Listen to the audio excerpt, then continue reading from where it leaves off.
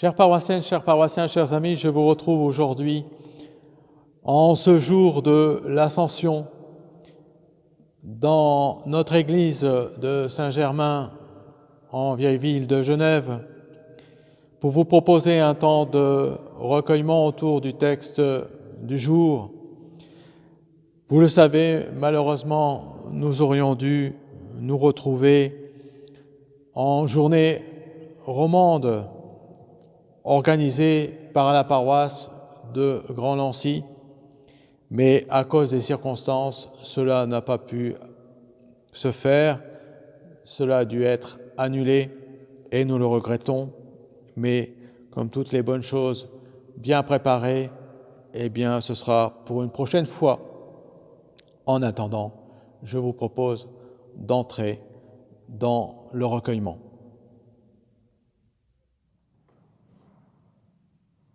Évangile selon saint Luc, chapitre 24, versets 44 à 53. Puis il leur déclara : « Voici les paroles que je vous ai dites quand j'étais encore avec vous. Il faut que s'accomplisse tout ce qui a été écrit à mon sujet dans la loi de Moïse, les prophètes et les psaumes. » Alors il ouvrit leur intelligence à la compréhension des Écritures. Il leur dit : « Ainsi est-il écrit que le Christ souffrirait, qu'il ressusciterait d'entre les morts le troisième jour, et que la conversion serait proclamée en son nom pour le pardon des péchés à toutes les nations, en commençant par Jérusalem. À vous d'en être les témoins. Et moi, je vais envoyer sur vous ce que mon Père a promis. Quant à vous, demeurez dans la ville jusqu'à ce que vous soyez revêtus d'une puissance venue d'en haut. »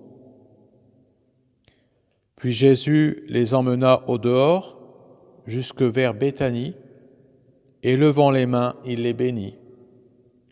Or, tandis qu'il les bénissait, il se sépara d'eux, et il était emporté au ciel.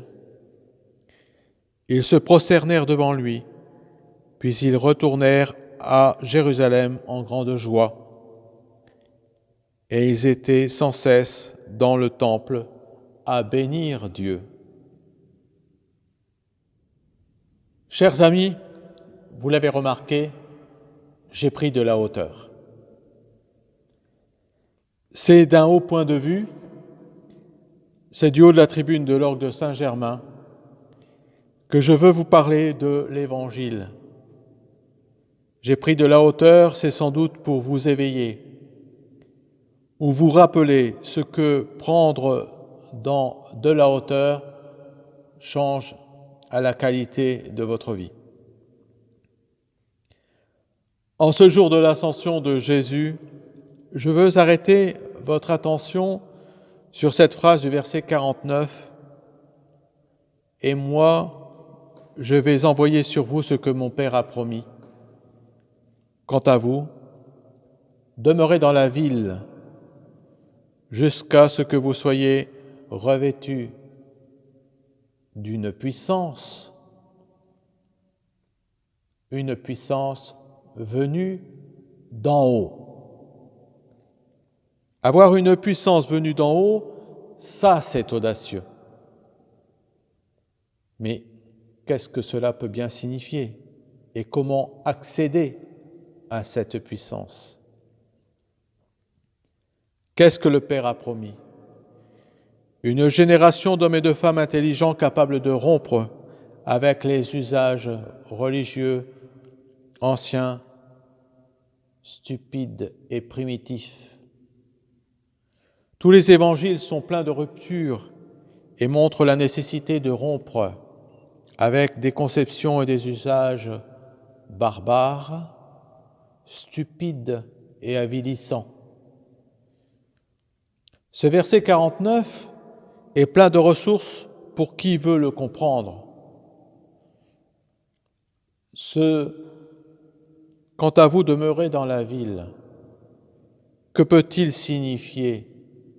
Quel intérêt peut-il y avoir dans cette phrase? En cherchant dans mes dictionnaires de grec, j'ai plus rapproché le terme polein, traduit ici par ville, je l'ai plus rapproché de politeia ou de polis, c'est-à-dire de politique, que l'on peut comprendre par la façon de s'organiser en démocratie. Je traduis donc volontairement ainsi ce texte.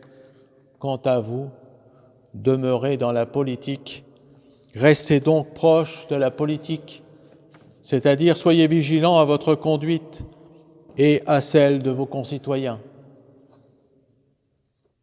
Je sais que c'est osé et provoquant, mais mon propos s'explique par la suite du texte et prend totalement sens avec la suite.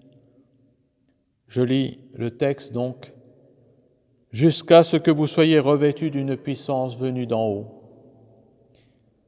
Voici comment je comprends les choses. Jésus invite à prendre sa part dans la vie sociale et politique, jusqu'à ce que, c'est-à-dire jusqu'à ce que vous soyez atteints, que vous ayez atteint un point de hauteur qui vous donne de juger les choses, les événements et l'histoire avec le plus de sagesse possible. Si vous faites cet exercice de vous élever, de pair avec votre progrès d'insertion dans la société, alors votre jugement ne sera plus celui des bêtes. Je dis des bêtes pour atténuer le propos qui vient d'Épicure, qui lui parle de cochons. Alors votre jugement ne sera plus celui des bêtes qui cherchent inexorablement dans la terre, les quatre pattes tournées vers le sol, mais celui des aigles qui ciblent le soleil au point de ne rien subir d'éblouissant. L'ascension de Jésus, prêchée par les évangiles, est une initiation à notre propre ascension. Il ne s'agit pas d'une ascension mystique, il s'agit d'une ascension très concrète, recherchée et mise en place par notre propre discernement. Je veux vous donner un exemple concret. Qui n'a pas tenté l'expérience un jour de prendre de la hauteur pratique? Qui n'a pas fait l'expérience de faire l'ascension d'une montagne et de voir le contrebas comme jamais il n'aurait pu l'imaginer, comme il n'aurait pu le soupçonner? Tentez, si vous le pouvez, de monter sur la table de votre salle à manger. Je dis ça, bien sûr, pour les jeunes, plus particulièrement, et sans se casser la figure. Et vous vous rendrez compte que le point de vue offert vous fera changer de perception sur les objets et l'environnement auquel vous étiez bêtement habitué. Je n'ai pas de mérite à cette idée car je la tire du livre de Nancy Horowitz-Kleinbaum qui a été traduite par Philippe de Broca, que certains de vous connaissent peut-être, sinon je les invite à le découvrir. Il s'agit du film Le Cercle des poètes disparus et qui est disponible en film depuis 1989. Dans le film Le Cercle des poètes disparus, M. Keating, professeur, apprend à ses élèves à se déjuger et à déjuger les choses, leur environnement, les automatismes et les jugements. M. Keating encourage le refus du conformisme, l'épanouissement des personnalités par la vie en poésie, l'art de profiter de l'instant présent et le goût de la liberté. Voulant au maximum vivre la voie nouvelle qui leur est présentée, certains élèves vont redonner vie au Cercle des poètes disparus, un groupe d'esprits libres et oniriques, dont M. Keating fut en son temps l'un des membres influents. La découverte d'une autre vie possible, va à jamais bouleverser l'avenir de ces étudiants. En effet, les situations des divers personnages ne se prêtent guère à l'exercice de ces libertés récemment découvertes, car les mentalités des parents et des professeurs n'admettent pas que leur autorité soit remise en question par ces jeunes personnalités tentant de s'affranchir de règles trop rigides. Le premier cours de M. Keating, le premier jour de cours, eh bien, tous sont surpris par les méthodes d'enseignement peu orthodoxes du nouveau professeur de lettres anglaises, John Keating, un ancien de Welton, qui encourage ses étudiants à profiter du jour présent. Seize the day en anglais, selon l'usage latin carpe diem, lequel a inspiré le vers de Ronsard, « Cueillez dès aujourd'hui les roses de la vie ». Je vous donne la citation complète. « Vivez si m'en croyez, n'attendez à demain, cueillez dès aujourd'hui les roses de la vie ». C'est Pierre Ronsard dans le Sonnet pour Hélène, les Sonnets pour Hélène, en 1578. Les leçons suivantes consistent à encourager les étudiants à monter tour à tour sur son bureau professoral pour enseigner aux garçons à regarder la vie sous différents angles de vue en prenant de la hauteur. À déchirer l'introduction de leur recueil de poésie qui prétend expliquer l'art de comprendre la poésie par une formule mathématique.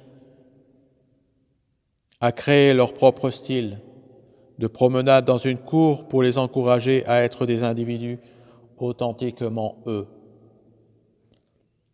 Prendre de la hauteur, c'est un don précieux auquel tout un chacun ne pense pas forcément. C'est dur de prendre de la hauteur, pour ne pas dire de la distance, et c'est ça que Jésus apprend à ses disciples.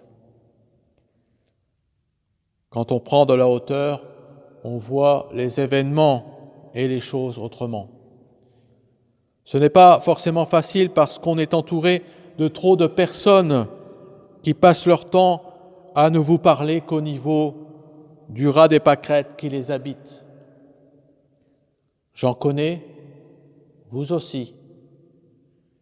Et vous savez comme moi combien c'est difficile de supporter ces petits esprits de poules grattant le sol et chantant leur victoire d'un œuf pondu au poulailler.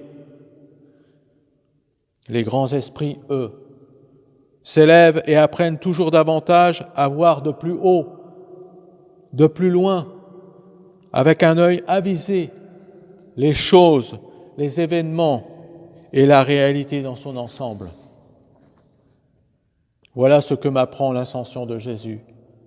C'est un encouragement de Jésus à ses disciples de viser une politique des hauteurs et pas une politique des bêtes, des cochons ou des poules qui ne voient que devant leur nez pour rester polis.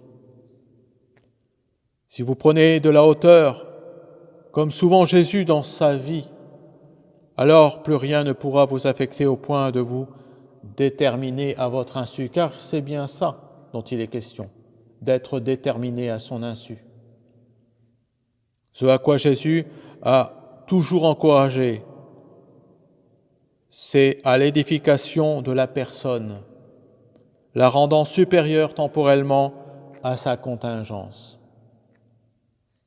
Le monde matériel nous survivra comme il a survécu à la personne de Jésus. Mais de Jésus, il reste sa leçon d'une humanité possible en sublimant la contingence, en sublimant le réel, non pas de façon schizophrénique, mais réaliste, c'est-à-dire se replacer dans la contingence et l'aléatoire en le dépassant. Pour ce faire, il faut prendre de la hauteur. Sans hauteur, sans ascension, nous subissons la matière.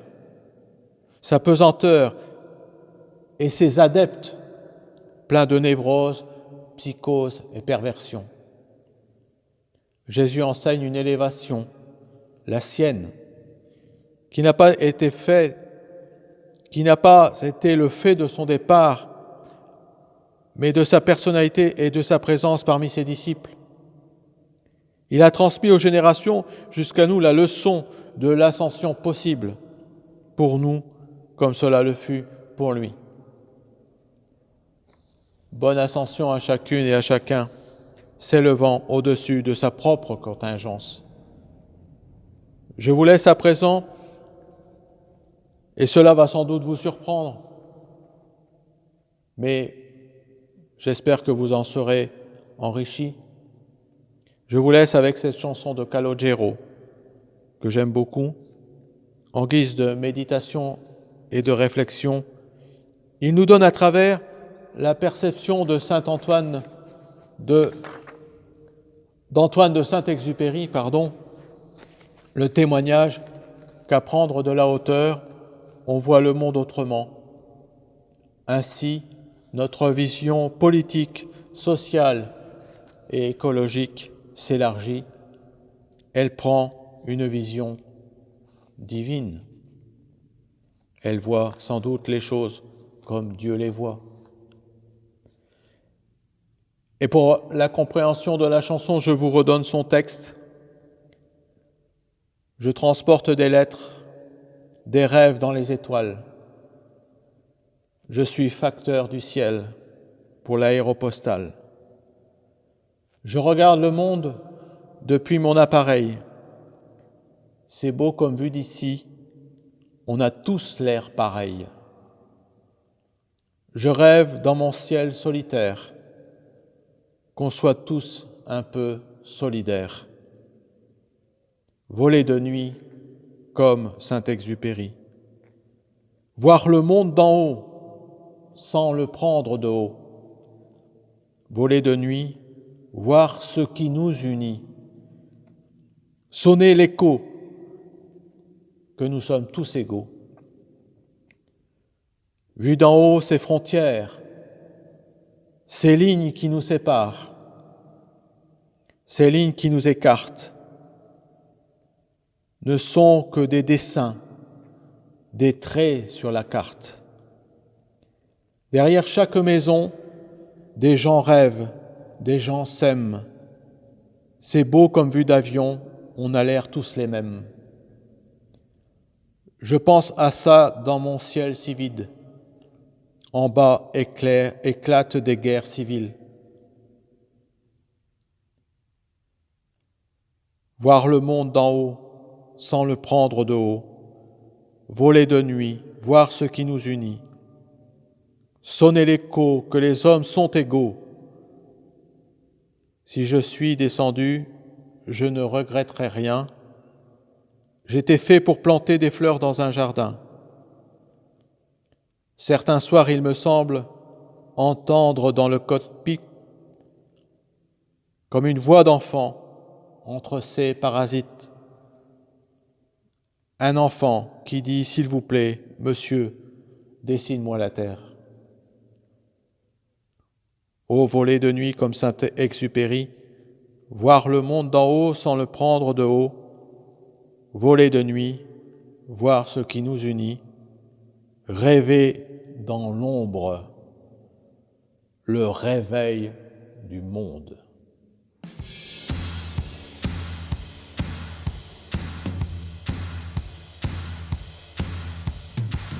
Je transporte des lettres, des rêves dans les étoiles.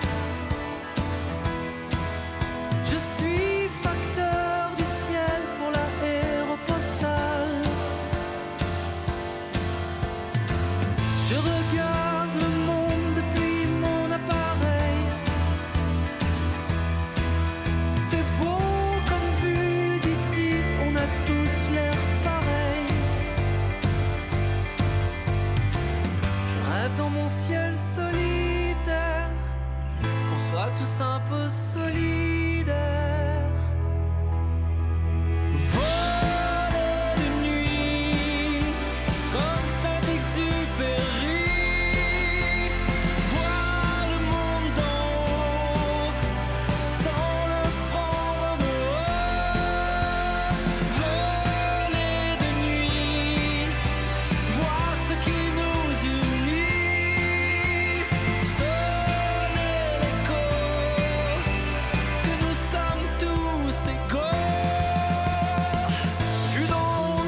frontières, ces lignes qui nous écartent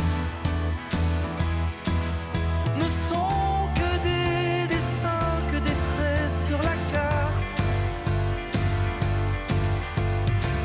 Derrière chaque maison, des gens rêvent, des gens s'aiment.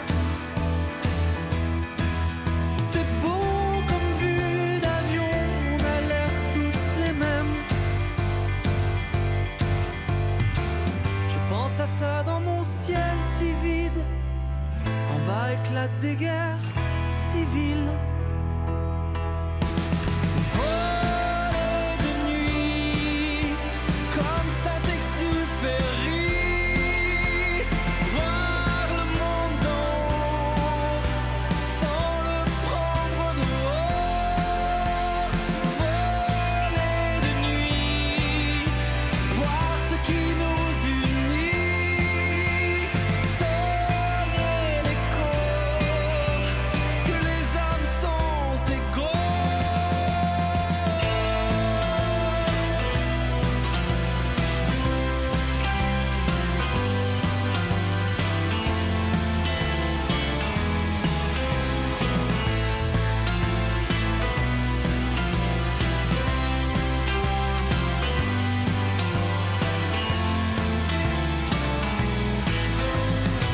Si je suis descendu, je ne regretterai rien. J'étais fait pour planter des fleurs dans un jardin. Certains soirs, il me semble entendre dans le cockpit comme une voix d'enfant entre les parasites. Un enfant qui dit s'il vous plaît, monsieur, dessine-moi la paix.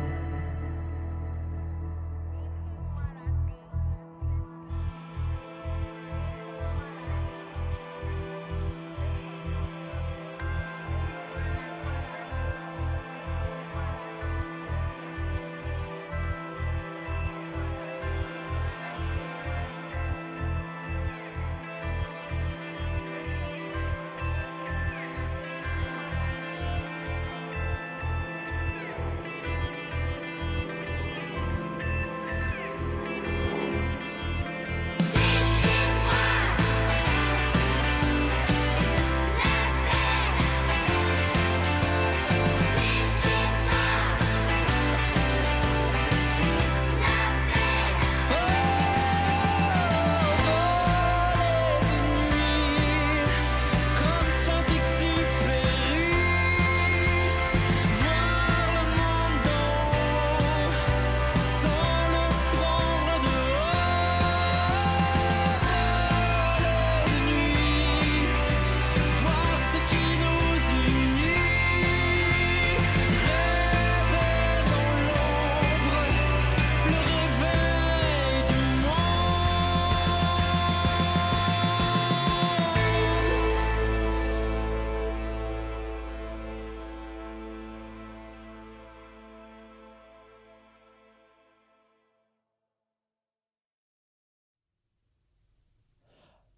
À présent, je voudrais vous proposer une autre approche du texte de l'Évangile d'aujourd'hui à travers quelques mots exprimés par l'un de mes professeurs d'exégèse, ancien professeur d'exégèse, qui est aujourd'hui archevêque catholique romain de Montpellier, Monseigneur Pierre-Marie Carré. Il écrit ceci: Le Christ nous a quittés. Il a été enlevé pour le ciel. Comme le disent les anges selon Actes 1:11. Pourquoi donc fêter ce départ? S'il s'agissait d'un abandon, ne faudrait-il pas se lamenter et pleurer? En fait, l'ascension de Jésus est nécessaire au changement de son mode de présence au sien. Ce n'est pas un moment de tristesse. Saint Luc le note. Les apôtres reviennent tout joyeux. Luc 24-52. Sans doute ont-ils pressenti que la disparition visible de Jésus inaugurait une manière nouvelle de le rencontrer. Sans l'ascension, Jésus resterait limité par les contingences de ce monde. En ce jour, il ouvre l'avenir et oriente vers le ciel. L'ascension inaugure le temps de l'Église, celui où ses disciples sont appelés à croire sans voir. S'il n'est plus possible de toucher le Christ physiquement, l'intelligence spirituelle est donnée désormais pour le toucher par la foi. Que signifie l'ascension pour Jésus ? Tout d'abord qu'il est élevé. Acte 1, 9. Ce verbe présente Jésus crucifié, ressuscité, introduit pleinement dans son être de Fils de Dieu auprès de son Père. C'est l'œuvre de la puissance de Dieu. En Jésus, c'est l'humanité qui est introduite dans l'intimité de Dieu. Une réalité nouvelle et inimaginable commence. La chair et le sang de l'être humain pénètrent dans le royaume de Dieu. Jésus va nous préparer une place suivant sa promesse. Que signifie cette fête pour nous ? Depuis sa résurrection, Jésus avait entraîné ses disciples à une nouvelle forme de présence de sa part. Il se manifestait soudainement et disparaissait inopinément, comme à Emmaüs.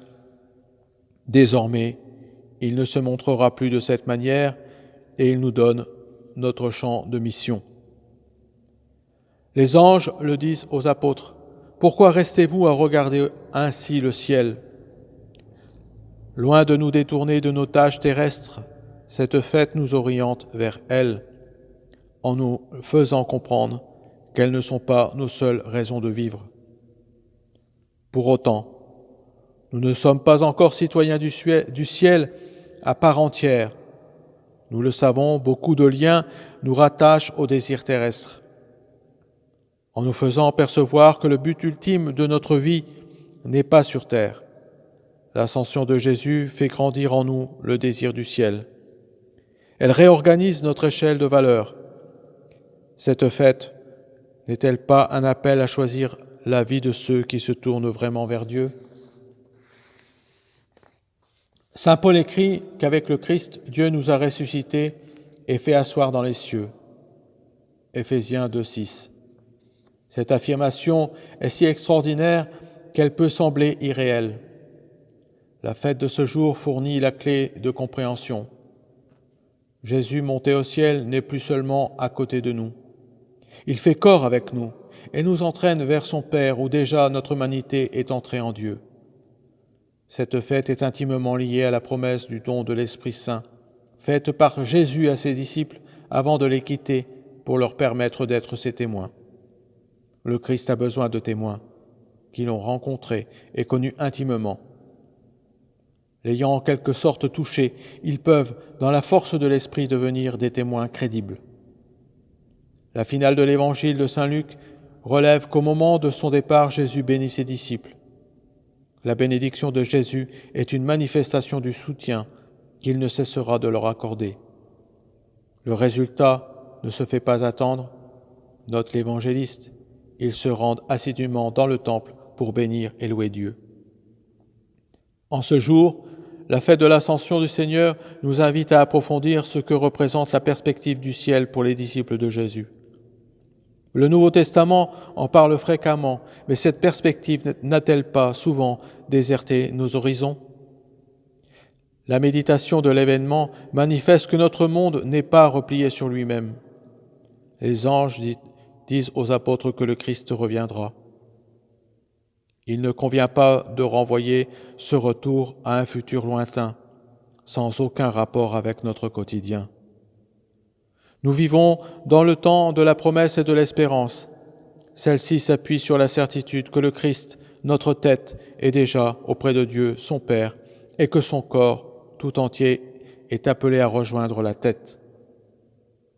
Jésus déclare dans l'évangile de Saint Jean, « Élevé de terre, j'attirerai tous les hommes à moi. »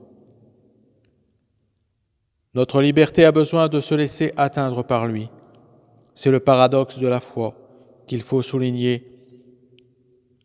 L'Épître aux Hébreux l'exprime bien en déclarant qu'elle est une manière de posséder déjà ce qu'on espère, un moyen de connaître des réalités qu'on ne voit pas. La célébration de l'Ascension donne de percevoir que si notre monde est transitoire, le ciel est associé à notre terre, qui trouvera ainsi son achèvement. Cette fête est un appel à orienter notre liberté vers le Christ. Alors nous pourrons accueillir le don de l'Esprit de Pentecôte.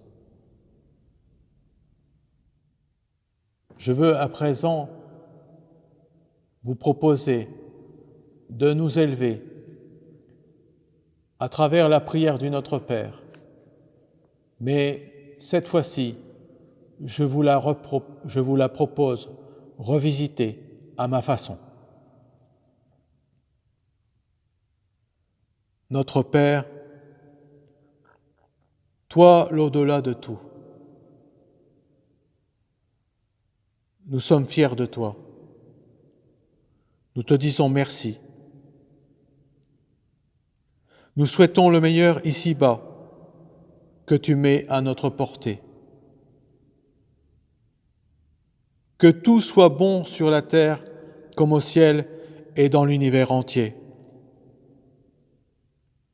Donne-nous de goûter au pain le plus essentiel qui soit et qui nous fait du bien. Que nous pardonnions comme toi pardonnes la bêtise humaine. Ne nous abandonne pas dans l'épreuve. Délivre-nous du mal lorsqu'il nous touche. Donne-nous la joie. Donne-nous de nous élever au-dessus de la contingence pour découvrir le meilleur qui nous sied ici-bas et pour l'éternité. Sois-nous proches. Amen. Chers amis, nous voici à la fin de ce temps passé ensemble à travers cette vidéo.